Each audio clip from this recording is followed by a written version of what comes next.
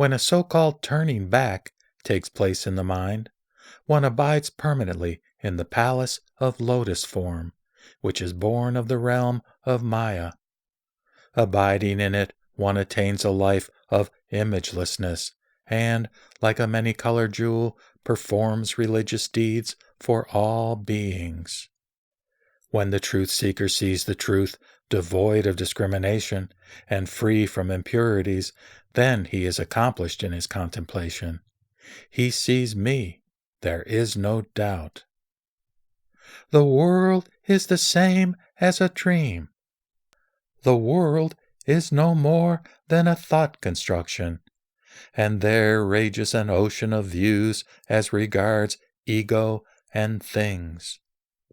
When the world is clearly perceived as such, and there takes place a revulsion in the mind, this one is my child who is devoted to the truth of perfect knowledge. When, within the mind, a turning away from the course of sense objects and the ego soul takes place, then we have the truth of suchness, or tathata.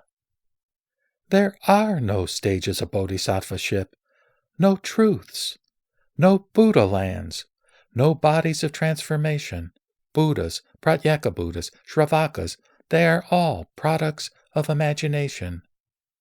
The world is everywhere filled with Buddhas of maturity, Buddhas of transformation, beings, bodhisattvas, and Buddha lands. When the constructing of names and appearances no more takes place, there are only causal signs indicative of reality. This is the characteristic mark of perfected knowledge. Relative knowledge, or vijnana, takes place where there is something resembling an external world. Transcendental knowledge, or jnana, belongs to the realm of suchness. When a turning back takes place, there is a state of imagelessness, which is the realm of the wise. When relative knowledge is purified by keeping itself aloof from discrimination and detached from imagination, there is a turning back to the abode of suchness.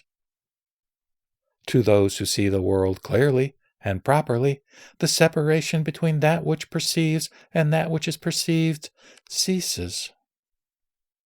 The Mahayana, or great vehicle, is not definite. It is set in motion by the thoughts of beings. It is not an abode for those who see wrongly.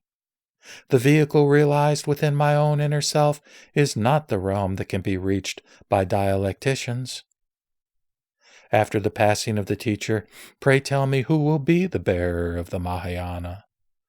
Mahamati, thou should knowest that there will be one who bears the Dharma, when some time has passed after the Sugata's entrance into nirvana. Transcendental knowledge, or prajna, being discriminated by thought, falls into a duality. The world is just a sign indicative of reality.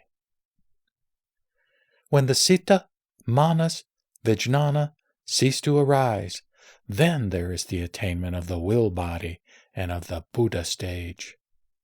The mind, or citta, is not separate from habit energy, nor is it altogether with it. Though enveloped with habit energy, the mind itself remains undifferentiated. As long as there is something attained, there is so much error arising.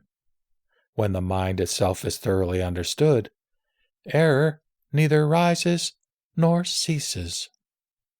The state of non-striving is quiescent and thoroughly purified with the original vows.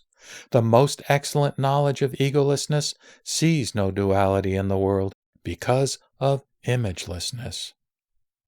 Highest truth is beyond words. The Dharma is seen when cessation takes place. Suchness is the essence of mind. There are no Buddhas, no truths, no fruition, no causal agents, no perversion, no nirvana, no passing away, no birth.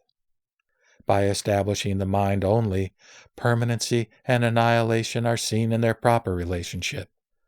There are no skandhas in nirvana, nor is there an ego soul, nor any individual signs. By entering into the mind only, One escapes from becoming attached to emancipation. The elements are devoid of selfhood. There is neither qualified nor qualifying in them. If all element-made objects were the elements, form or rupa would be element-made. Disjoined from causal agencies, removed from faulty theories, is the knowledge of self-realization, which is the Mahayana, immovable and highest. When mind only is understood, external objects are abandoned, and discrimination no more takes place. Here, the middle path is reached. As it is understood that there is nothing but what is seen of the mind, the attachment to duality is destroyed. Knowledge, indeed, is the abandonment, not the destruction of the discriminated. As it becomes thoroughly known that there is nothing but what is seen of the mind, discrimination ceases. As discrimination ceases, suchness is removed from the intellection. One is seen as many. They make it rain. They ignite fires, as is willed by their minds, so they declare that there is the mind only. Since sentient beings are differentiated as to their mentality and individuality, the Buddhas who have achieved self-mastery over their minds teach the ignorant the 7 stages: birth and no birth, emptiness and no emptiness, self-nature and no self-nature. These are not discriminated by the knowing one.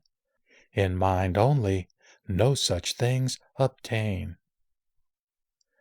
I make all beings covet varieties of imagined fruit, whereby I lead them to the truth that goes beyond the antithesis of being and non-being.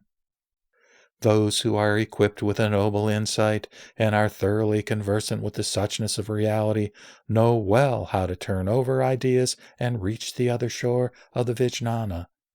This is the seal of emancipation belonging to those sons and daughters who have embraced my teaching. There is no distinction of all things, as they are removed from being and non-being. As discrimination moves about, one is born in the various paths. The wise, who are devoid of the fault of being, are not committed to a definite theory. When there is no true ego-soul, there are no stages, no self-mastery, no psychic faculties, no highest anointing, no excellent samadhis. He who reflects rationally on this truth will attain serenity of mind, accomplish the most excellent discipline, and be above imagination. He will be released from attachment and realize the highest meaning, and thus he will light up the golden path of the Dharma. A revulsion takes place at the seat of consciousness. A man becomes like a multicolored gem. He performs deeds of beneficence for sentient beings in the same way as the moon reflects itself in water. As he goes up through the stages, his insight into the truth of self-realization will be purified at every stage, and, releasing himself from externality as well as from the philosophers, he will discourse on the Mahayana. When there is a revulsion from discrimination, one is removed from death and destruction. Let him discourse on the truth of the emancipated ones.